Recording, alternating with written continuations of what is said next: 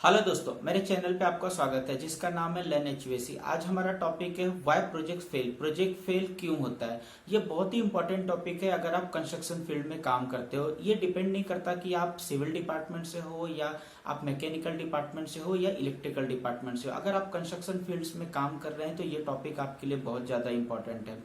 सबसे पहले हम समझते हैं प्रोजेक्ट फेल का मतलब क्या होता है। प्रोजेक्ट फेल का मतलब होता है जो प्रोजेक्ट है एक पर्टिकुलर टाइम फ्रेम के लिए डिसाइड होता है, वो टाइम फ्रेम के अंदर कंप्लीट नहीं होता है। जो हमारा बजट है वो बजट के अंदर वो प्रोजेक्ट कंप्लीट नहीं होता है और क्लाइंट का एक्सपेक्टेशन मीट नहीं होता है। तो ये तीनों रीजन की वजह से क्या होता है कि हमारा जो प्रॉफिट मार्जिन रहता है, जिस मार्जिन पे हमने प्रोजेक्ट उठाया हुआ है, वो प्रोजेक्ट उस मार्जिन में कंप्लीट नहीं होता और हमारा प्रॉफिट मार्जिन रिड्यूस हो जाता है। और वो प्रोजेक्ट एक बार प्रॉफिट मार्जिन रिड्यूस होता है तो उसका सीधा इम्पैक्ट कंपनी के वेल्थ के ऊपर होता है। और एक बार कंपनी की वेल्थ अगर रिड्यूस होती है तो वो कंपनी सीधा जो होता है उसका जो इम्पैक्ट होता है हमारे एम्प्लॉयज उस अपने एम्प्लॉयज के ऊपर वो करती है। क्योंकि सिंपल सी बात है, कंपनी काम करती है, पैसा कमाती है, वहां से वो अपने एम्प्लॉयज को पे करती है। तो कंपनी अगर प्रॉफिट में नहीं काम करेगी, अगर कंपनी का प्रॉफिट नहीं निकलेगा तो कंपनी पे नहीं कर पाएगी और सीधा जो इम्पैक्ट होगा हमारे एम्प्लॉयज के ऊपर होता है। तो बहुत सारे रीजन रहते हैं कि जिसकी वजह से प्रोजेक्ट फेल की तरफ जाता है। तो हम कुछ जो रीजंस है आज हम लोग डिस्कस करेंगे। तो पहला रीजन है कि impractical approach of the client, मतलब कि क्लाइंट कुछ अलग ही सोचता है। क्लाइंट अगर 100 रुपीज पे करना रहता है बट क्लाइंट की जो एक्सपेक्टेशन होती है वो 200 की होती है। क्लाइंट कुछ एक्स्ट्रा ही चाहता है। तो हमको क्या करना है उस केस में, क्लाइंट के साथ हमको ट्रांसपेरेंसी मेंटेन रखना है, उसके साथ जो भी हमारे डाउट्स है वो उसको क्लियर रखना है। हम जब कॉन्ट्रैक्ट डॉक्यूमेंट साइन कर रहे हैं तब भी हमको क्लाइंट के साथ ट्रांसपेरेंट रहना है। क्लाइंट को पता रहना चाहिए कि जो कॉन्ट्रैक्टर है वो कॉन्ट्रैक्टर क्या चीज डिलीवर करने वाला है, कि अगर क्लाइंट को कुछ डाउट होगा तो क्लाइंट तुरंत ही चेंजेस करवा सकता है उसके अंदर, कि अगर कुछ प्रॉब्लम होगा तो वो बता सकता है। आप ड्राइंग अप्रूवल करा रहे हैं, टेक्निकल डाटा शीट अप्रूव करा रहे हैं, हर चीज में आप क्लाइंट के साथ ट्रांसपेरेंट रहिए और क्लाइंट को एक एक चीज इन्फॉर्म करते रहिए, ताकि उसको पता रहेगा कि अगर कोई चीज अगर क्लाइंट की एक्सपेक्टेशन के अकॉर्डिंग नहीं जा रहा तो क्लाइंट तुरंत बताएगा, आप तुरंत उसमें चेंजेस कर सकते हैं। क्योंकि एक बार काम हो जाएगा फिर क्लाइंट अगर बताएगा कि नहीं ये चीज मेरे अकॉर्डिंग नहीं हो रही है तो प्रॉब्लम आ जाएगा। क्योंकि इसलिए आपको जो भी चीज अप्रूवल ले रहे क्लाइंट से प्रॉपर मेल के थ्रू कम्युनिकेट करिए उनको, और ट्रांसपेरेंट तरीके से, और उनका अप्रूवल के बगैर कोई भी काम मत करिए। ताकि अगर क्लाइंट उठ के अगर बोलता है कि ये काम मेरे हिसाब से नहीं हुआ है तो आप बता सकते हैं कि हमने इस काम के लिए आपसे अप्रूवल लिया है, ड्राइंग अप्रूव कराई है, टेक्निकल डाटा शीट अप्रूव कराई है, तो क्लाइंट भी आपको बोल नहीं सकता। तो इसके लिए जो भी करना है क्लाइंट की एक्सपेक्टेशन को मीट, क्योंकि क्लाइंट हमको पे एट द एंड क्लाइंट हमको पे करने वाला है। तो आप कुछ भी करिए वो क्लाइंट की एक्सपेक्टेशन को मीट करिए, उसके लिए आपको ट्रांसपेरेंसी मेंटेन करना होगा और प्रॉपर कम्युनिकेशन मेंटेन करना होगा। दूसरा है सफिशियंसी ऑफ अजम्पशन। इसमें क्या होता है कि जब कॉन्ट्रैक्टर कोई प्रोजेक्ट बिड करता है तो बहुत सारे वो अजम्पशन मेड करता है, बहुत सारे, क्योंकि जो कॉन्ट्रैक्ट डॉक्यूमेंट रहता है, जो बीओक्यू है, टेक्निकल डाटा शीट है, तो उसके अंदर बहुत सारी जो चीजें हैं वो नहीं लिखी रहती हैं। तो क्या होता है कॉन्ट्रैक्टर बहुत सारी चीजें अज्यूम कर लेता है। फॉर एग्जाम्पल कि अगर कोई सर्विस है किस हाइट पे जाने वाली है तो वो अज्यूम कर लेता है कि अगर इंडस्ट्रियल प्रोजेक्ट है 10 मीटर की हाइट है, और वो अज्यूम कर लेता है कि नहीं 3 मीटर या 4 मीटर पे मेरी सर्विसेज रन होगी। बट जब साइट पे जाने के बाद पता चलता है कि ये तो 10 मीटर पर रन होने वाली है। क्या होता है क्लाइंट कोई भी चीज के लिए बहुत सारे मेक्स देता है, एक प्रोडक्ट के लिए 2-3 मेक्स देता है, और उसमें क्या होता है हम कॉन्ट्रैक्टर क्या करता है, जो उसको लोएस्ट रेट पे प्रोडक्ट सप्लाई करेगा वो उसके अकॉर्डिंग क्लाइंट को कोट करता है। तो उसमें क्या होता है क्लाइंट एक्सपेक्ट करता है कोई और चीज और हम लोग उसको क्या होता है हम लोग कुछ ज्यादा ही अज्यूम कर लेते हैं। तो हमको एक चीज क्लियर रखना है कि हम जो भी हम अजम्पशन मेड कर रहे हैं क्लाइंट के साथ क्लियर रहना चाहिए। जो भी हमारे डाउट्स हैं हम अज्यूम करने की बजाय हम क्लाइंट से वो डाउट क्लियर कर लें, प्री बिड के थ्रू क्लियर कर ले, मेल के थ्रू क्लियर कर ले। हम जब भी जाएं तो कुछ अज्यूम करके ना जाएं। हम जब भी कोट करें तो हम उसमें अजम्पशन जितना हो सके कम होना चाहिए, जितना ज्यादा से ज्यादा हो सके हम क्लाइंट के साथ अपने डाउट जो हैं वो क्लियर रखें। तो हमको अजम्पशन कम करना पड़ेगा और हमारे जो रिस्क फैक्टर है, रिस्क फैक्टर बहुत हद तक रिड्यूस हो जाएगा। नेक्स्ट है लैक ऑफ चेंज मैनेजमेंट। इसमें क्या होता है कि जब हम प्रोजेक्ट जब हम एक आप देखिए कि क्लाइंट एक जब भी हमको बीओक्यू देता है या अपनी रिक्वायरमेंट बताता है तो हम उसके अकॉर्डिंग काम करते हैं, उस पर वर्किंग करते हैं, ड्राइंग बनाते हैं। तो क्लाइंट क्या उसमें क्या होता है कि क्लाइंट एक मतलब आउटलाइन बनाता है कि ये चीजें मुझे चाहिए और हम उसके अकॉर्डिंग हम उस प्रोजेक्ट को कोड करते हैं। तो उसमें क्या होता है बहुत सारी चीजें क्लाइंट मिस कर देता है, और जब ड्राइंग बनती है और जब एग्जीक्यूशन स्टेज पे जाता है तो बहुत सारी चीजें एक्स्ट्रा चीजें आती हैं, मतलब वो आपके लिए एक्स्ट्रा आइटम हो गया। अगर क्लाइंट ने किसी चीज का रेट स्टेब्लिश नहीं किया है और साइट पे वो चीज लग रही है तो वो एक्स्ट्रा आइटम है। तो आपकी टीम की कैपेबिलिटी कितनी है कि वो एक्स्ट्रा आइटम क्लाइंट से क्लेम कर सके, क्लाइंट को एक्सप्लेन कर सके कि ये चीज आपके कॉन्ट्रैक्ट डॉक्यूमेंट में नहीं थी, ये चीज आपके बीओक्यू में नहीं थी, ये चीज एक्स्ट्रा लग रही है साइट पे, तो इसके लिए आपको एक्स्ट्रा पे करना पड़ेगा। इसी को हम लोग चेंज मैनेजमेंट कहते हैं कि जो चेंजेस आ रहे हैं साइट पे ड्राइंग के लेके एग्जीक्यूशन को लेके, तो वो चेंजेस को हम लोग कैसे बीओक्यू में हम लोग उसको हाईलाइट कर रहे हैं, कैसे उसको हम लोग उसको अमाउंट में कन्वर्ट कर रहे हैं। क्योंकि अगर मान लीजिए कि कोई भी चीज है वहां पे अगर क्लाइंट ने 10 टीआर की एसी मांग रिक्वायरमेंट डाली है, अब बाद में आपने 10 टीआर के हिसाब से प्रोजेक्ट उठा लिया, अब बाद में पता चल रहा है कि नहीं क्लाइंट का एरिया बढ़ गया, तो आप 10 टीआर की एसी नहीं वहां पे यूजफुल रहेगी, वहां पे एक्स्ट्रा अमाउंट आपको एयर कंडीशनिंग लगाना पड़ेगा। तो वो जो एक्स्ट्रा अमाउंट है तो आप क्लाइंट से कैसे क्लेम करेंगे, क्लाइंट उसका कैसे पे करेगा, उसका रेट कैसे होगा, रेट क्या स्टेब्लिश होगा, क्लाइंट कैसे पे करेगा उसका,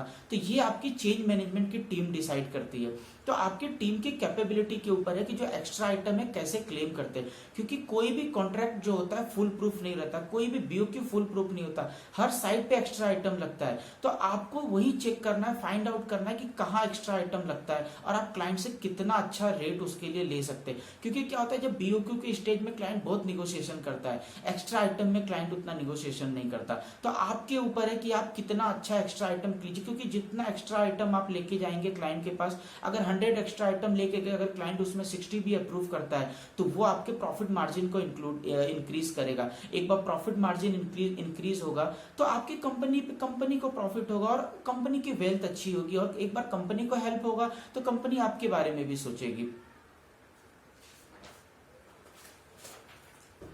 नेक्स्ट है कम्युनिकेशन गैप। इसमें क्या होता है आप अगर कॉन्ट्रैक्टर है, टर्नकी कॉन्ट्रैक्टर है, तो आपके पास दो तरीके का कम्युनिकेशन होता है, एक होता है क्लाइंट के साथ, एक होता है आपके सब कॉन्ट्रैक्टर के साथ। तो इसमें क्या होता है क्लाइंट की कुछ प्रायोरिटी रहती है और सब कॉन्ट्रैक्टर के भी कुछ कंसर्न रहते हैं, आपके भी कुछ कंसर्न रहते हैं। तो अगर कम्युनिकेशन प्रॉपर नहीं होगा तो उसमें क्या होता है कि जो सब कॉन्ट्रैक्टर के कंसर्न वहीं पे रह जाते हैं और क्लाइंट की जो प्रायोरिटी रहती है वो भी वहीं पे रह जाती है। तो क्लाइंट की जो प्रायोरिटी है वो सब कॉन्ट्रैक्टर आपके थ्रू सब कॉन्ट्रैक्टर तक जानी चाहिए, ताकि उसको पता रहना चाहिए कि कौन सी चीज क्लाइंट की प्रायोरिटी है, उसके अकॉर्डिंग वो काम कर सके।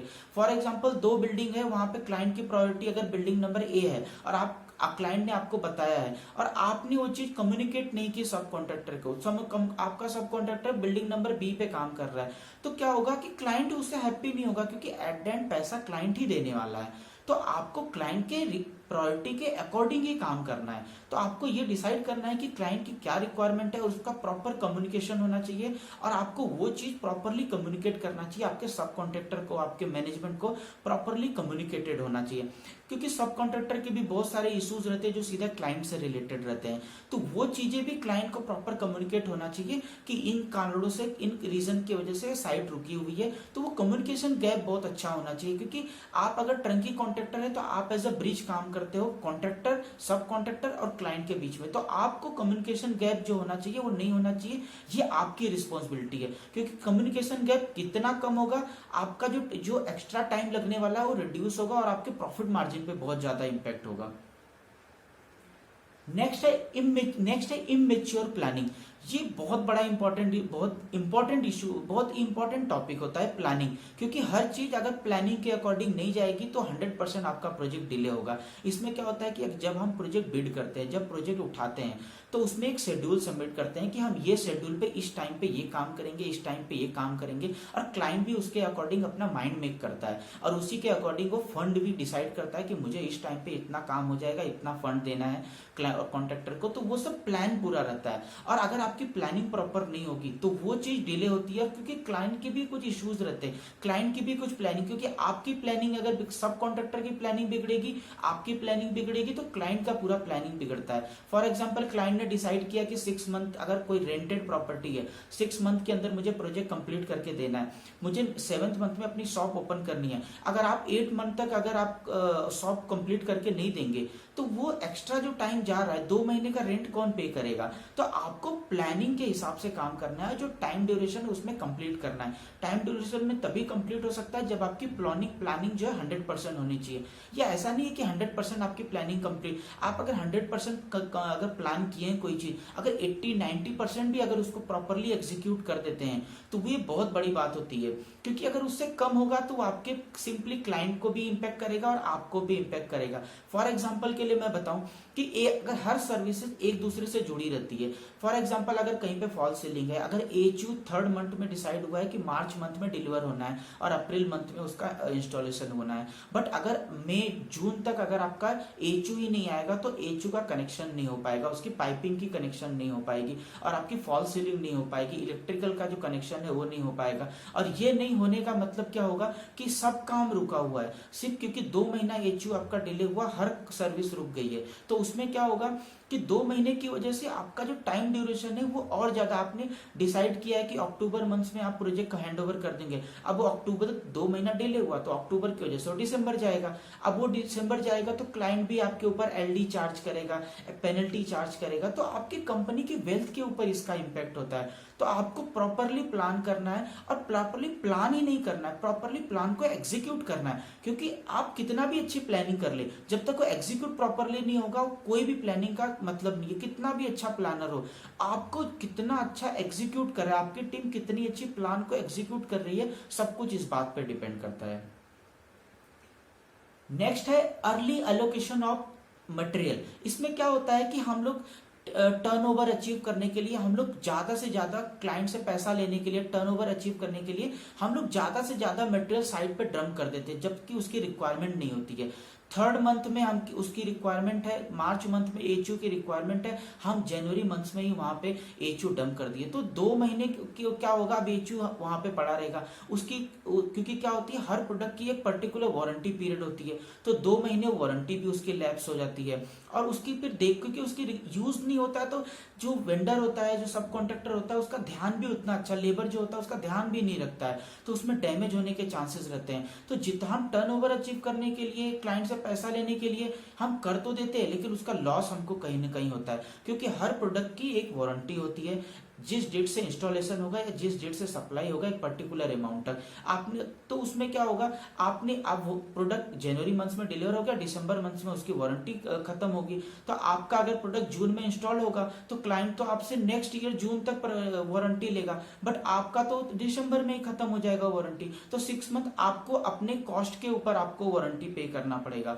तो ये आपको ध्यान रखना है कि जब मटेरियल की रिक्वायरमेंट है तभी आप मटेरियल साइड पे डंप करें, ताकि जब भी जिसकी जरूरत है तभी काम होना चाहिए। क्योंकि अगर एक्स्ट्रा काम, जब क्लाइंट को भी रिक्वायरमेंट नहीं है, आपको भी रिक्वायरमेंट नहीं है, फॉर एग्जांपल आप देख लीजिए इंसुलेशन की रिक्वायरमेंट कब होती है, जब डक्टिंग हैंग हो जाए तब होती है, लेकिन हम इंसुलेशन पहले आ जाता है, डक्टिंग हमारी बाद में आती है, तो वो वेस्ट होता है बहुत सा, क्योंकि उस पर कोई ध्यान नहीं देता, तो वेस्टेज हमारा जो होता है वो बढ़ जाता है।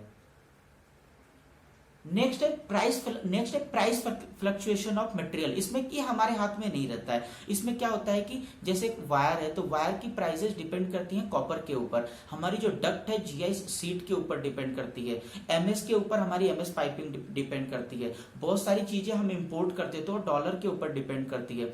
तो इसमें क्या होता है कि मान लीजिए बहुत ज्यादा टाइम लग गया, 6 से 7 महीना लग गया कोई कॉन्ट्रैक्ट फाइनल करने में, तब डॉलर की रेट 660 रुपीज थी और आज पहुंच गई है 80 रुपीज, तो क्या होगा कि जो 10 रुपीज 15 रुपीज एक्स्ट्रा हुआ है तो बहुत बड़ा इंपैक्ट करता है। चिलर का प्राइस हमारा $1 लाख $2 लाख तक होता है, अगर वहां पे 5 रुपए अगर बढ़ गया तो आपका अच्छा खासा अमाउंट बढ़ जाता है और आपके प्रोजेक्ट को हिट करता है। तो इसके लिए आप कुछ नहीं कर सकते, बट आप एक चीज कर सकते हैं, ये चीजें कॉन्ट्रैक्ट डॉक्यूमेंट में मेंशन करिए कि ये जो प्राइस आप कोट कर रहे हैं इसकी एक वैलिडिटी है कि 1 मंथ 2 मंथ तक हम लोग ये प्राइस, अगर आप कॉन्ट्रैक्ट फाइनल करते हैं तब तक हम लोग ये प्राइस वैलिड रहेगा। क्योंकि अगर सिर्फ आपने प्राइस सबमिट किया मार्च मार्च महीने में, और दिसंबर महीने में अगर क्लाइंट फाइनल कर रहा है तो वही रेट अप्लाई नहीं होगा, रेट चेंज होगा। तो आपको क्लाइंट को कन्विंस करना है कि ये चीजें मार्केट चेंज हो रहा है तो उसके अकॉर्डिंग जो आप एक्स्ट्रा मत क्लेम करिए, उनसे उनको कहिए कि जो एक्स्ट्रा चीजें जो मार्केट चेंजेस की वजह से जो एक्स्ट्रा कॉस्ट लग रहा है आप वही कॉस्ट क्लाइंट से आप एक्स्ट्रा चार्ज कर रहे हैं। तो आपको क्लाइंट को कन्विंस करना पड़ेगा, आपका जो रिलेशन है क्लाइंट के साथ वो प्रॉपरली मेंटेन रखना पड़ेगा, ताकि क्लाइंट को भी रियलाइज होना चाहिए कि नहीं, ये जो वेंडर जो एक्स्ट्रा आइटम जो भी ये चीज लेके आ रहा है जेन्युइन है, मार्केट चेंज की वजह से हो रहा है और हमने डिले किया हुआ है। तो ये सब कुछ आपके रिलेशन के ऊपर डिपेंड कर रहा है, आप कैसे क्लाइंट के साथ रिलेशन मेंटेन रख रहे हैं, आपका कॉन्ट्रैक्ट डॉक्यूमेंट क्या है। अगर एक फ्लक्चुएशन का अगर एक कॉन्ट्रैक्ट में अगर एक वर्ड आप डाल सकते तो ये आपके लिए बहुत ज्यादा बेनिफिट हो जाएगा। तो आपको इसका ध्यान रखना है कि कैसे मार्केट फ्लक्चुएशन को आप अपने कॉन्ट्रैक्ट डॉक्यूमेंट में इंक्लूड कर सकते हैं। नेक्स्ट है दोस्तों क्वालिटी एंड रीवर्क। ये बहुत ही इंपॉर्टेंट होता है, क्योंकि अगर आप क्वालिटी चीज आप क्लाइंट को डिलीवर नहीं करेंगे तो क्लाइंट सेटिस्फाई नहीं होगा और क्लाइंट बार बार रीवर्क करने को बोलेगा। और एक बात जान जाइए, रीवर्क करने में ज्यादा कॉस्ट लगता है कंपेयर टू पहली बार जो हम काम कर रहे हैं। तो आपको एक चीज ध्यान रखनी है, your first hand should be last hand. मतलब पहली बार जब किसी चीज पे काम कर रहे हो वही लास्ट हैंड उस पे होना चाहिए, ताकि बार बार चेंजेस नहीं होना चाहिए उसके अंदर। कभी कभी जेन्युइन चेंजेस होता है ड्राइंग चेंजेस की वजह से, वो समझ में आता है, बट क्या होता है कभी कभी हम काम अच्छा नहीं करते, डक्ट जो है प्रॉपरली हैंग नहीं होती है, कॉलर जो होता है प्रॉपरली हैंग नहीं होता, केबल ट्रे प्रॉपर नहीं जाती है, तो क्लाइंट बार बार आके चेंजेस हमको बताता है कि ये चीजें आपकी प्रॉब्लम है। तो वहां पे क्या होता है, बार बार आपको रीवर्क करना पड़ता है, आपको भी अपने सब कॉन्ट्रैक्टर को, आपके लेबर को बार बार रीवर्क पे करना पड़ता है। तो ये क्या होता है, क्योंकि ये सबसे ज्यादा इंपॉर्टेंट होती है। अगर आप क्वालिटी मेंटेन रखेंगे तो रीवर्क आपका कम होगा, और अगर रीवर्क कम होगा तो आपका जो प्रॉफिट मार्जिन है वो बहुत ज्यादा इंक्रीज होगा। आप कोई भी प्रोजेक्ट देख लीजिए, आप अगर रीवर्क का कॉस्ट देखेंगे तो अराउंड आप देखेंगे ना, तो जितना भी आपने काम किया अराउंड 1 से 2% आप अगर ओवरऑल देखेंगे तो आपको रीवर्क का काम करना पड़ता है। बहुत बार अगर डैमेज हो जाता है तो रीवर्क समझ में आता है, बहुत बार हम काम क्वालिटी वर्क नहीं डिलीवर करते, उसकी वजह से हमको रीवर्क करना पड़ता है। तो आप अगर जितना अच्छा पहली बार में ही क्वालिटी वर्क अगर डिलीवर कर दे तो क्लाइंट आपको बार बार काम करने को नहीं कहेगा और आपका रीवर्क का कॉस्ट बचेगा। क्योंकि अगर आप रीवर्क का कॉस्ट अगर आपने प्रॉपरली मेंटेन कर लिया, 100% है कि आपका जो प्रोजेक्ट है वो माइनस में नहीं जाएगा। तो आप जितना ज्यादा रीवर्क करेंगे आपका प्रोजेक्ट उतना घाटे में जाएगा, उतना टाइम ड्यूरेशन आपको एक्स्ट्रा जाएगा। नेक्स्ट है वेस्टेज ऑफ मटेरियल। बहुत सारी चीजें हम लोग यूज करते हैं जिसका बहुत सारा वेस्टेज, जैसे कि एमएस पाइप होता है। तो फॉर एग्जांपल हमने जब प्लानिंग की जब होती है, जब एस्टिमेशन करते हैं तो अप्रॉक्स 5 to 6% हम लोग उसमें वेस्टेज कंसीडर करते हैं। और जो आपकी फायर पाइप हो जाती है वहां पे 3 से 4% वेस्टेज कंसीडर करते हैं। इंसुलेशन में अराउंड 5 to 8% वेस्टेज कंसीडर करते हैं। बट क्या होता है, जब साइड पे एग्जीक्यूशन स्टेज पे जाता है तो लेबर भी मटेरियल का ध्यान नहीं देता है, और बहुत सारी चीजें पहले की आ गई हैं तो कहीं वेस्ट भी हो जाती हैं।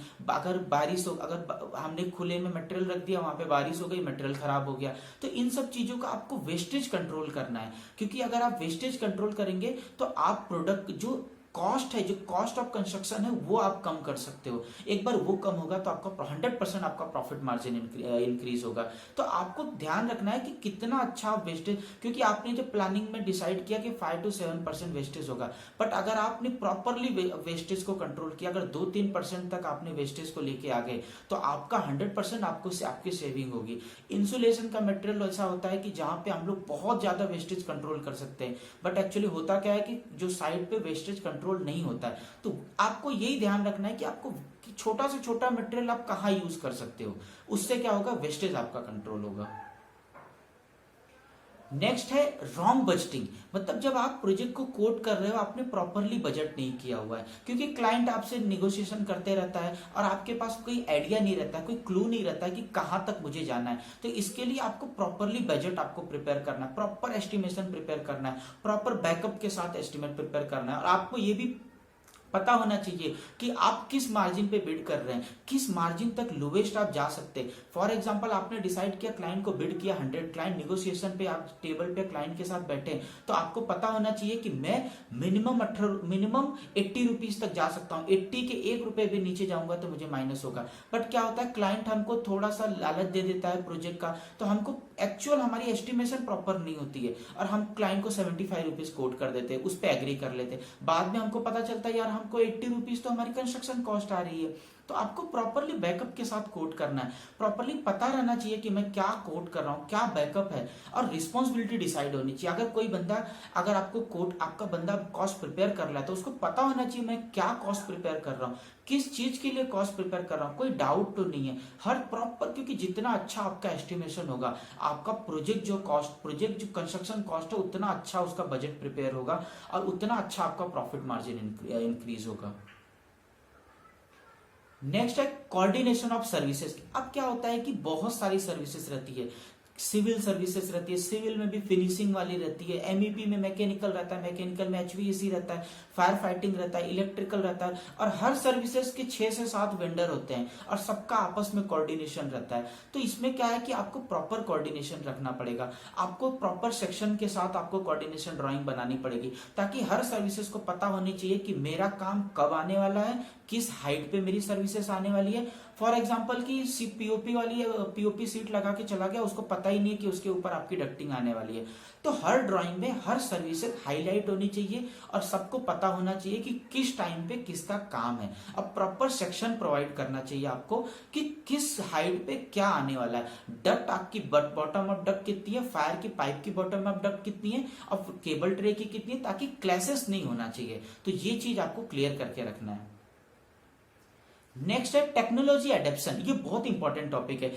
आज आप कंस्ट्रक्शन देखेंगे तो 1950 में जिस टाइप की कंस्ट्रक्शन होती थी, आज उस टाइप की कंस्ट्रक्शन नहीं होती है। आज ब्रिक्स की जो टाइप्स है वो बदल गए, काम करने के तरीके बदल गए, नई नई टेक्नोलॉजी आ गई है। पहले हाथ से ड्राइंग बनाई जाती थी, अब ऑटोकैड आ गया है, बीम आ गया है, रेविट आ गया है। तो इतनी सारी नई टेक्नोलॉजी आ गई है। तो सब कुछ डिपेंड करता है कि आपकी कंपनी जो नई टेक्नोलॉजी आ रही है उसको कितना जल्दी अडेप्ट करती है, क्योंकि ये सब कुछ डिपेंड करता है। क्योंकि ये बीम जैसी टेक्नोलॉजी ऐसी है कि जहां पे आप हर सर्विसेज को कोऑर्डिनेट कर सकते हो, कितना मटेरियल लगने वाला, क्या फ्यूचर आप प्रिडिक्ट कर सकते हो। जो सर्विसेज है वो आप फ्यूचर में जो क्लासेस आने वाले हैं वो प्रिडिक्ट कर सकते हो। तो आपकी कंपनी पर डिपेंड करता है कि जो नई टेक्नोलॉजी है कैसे अडेप्ट कर सकते हो आप। अब पहले क्या होता था, हम बड़ी हाइट के लिए लैडर यूज करते थे, फिर स्काईफोल्ड यूज करते थे। अब तो सीजर लिफ्ट आ गई है, बूम लिफ्ट आ गई है, जो जल्दी एक जगह से, क्योंकि स्काईफोल्ड आपको बनाने में टाइम लगता है, बूम लिफ्ट तो क्या है कि मूव होती रहती है, आपको जैसा जैसा करना है वैसा काम कर सकते हो। तो आपके ऊपर डिपेंड करता है जो नई नई टेक्नोलॉजी छोटी छोटी आई है मार्केट में, वो कितना जल्दी आप उससे अडेप्ट कर सकते हो। नेक्स्ट होता है मैनेजमेंट कमिटमेंट। इसमें क्या होता है कि मैनेजमेंट बहुत सारी चीजें कमिट कर देता है, क्योंकि आप अगर प्रोजेक्ट पे काम कर रहे हो तो क्या होता है, कभी कभी क्लाइंट डायरेक्ट मैनेजमेंट से बात करता है और मैनेजमेंट को बहुत सारी चीजें पता नहीं होती है।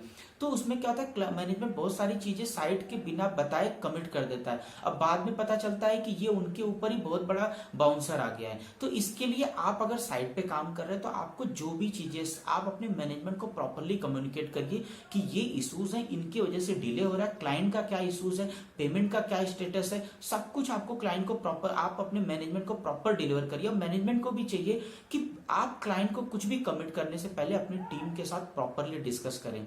तो ये सब कुछ टॉपिक था दोस्तों जो मैंने आपको जस्ट एक्सप्लेन किया, जिसकी वजह से प्रोजेक्ट फेलियर होता है। तो प्रोजेक्ट फेल होता है। तो अगर आपके पास भी कोई टॉपिक है, अगर आप चाहते हैं मैं उस पर वीडियो बनाऊं, तो आप मुझे शेयर कर सकते हैं। थैंक यू दोस्तों। अगर वीडियो अच्छा लगे तो आप लाइक करें, शेयर करें, सब्सक्राइब करें। थैंक यू दोस्तों।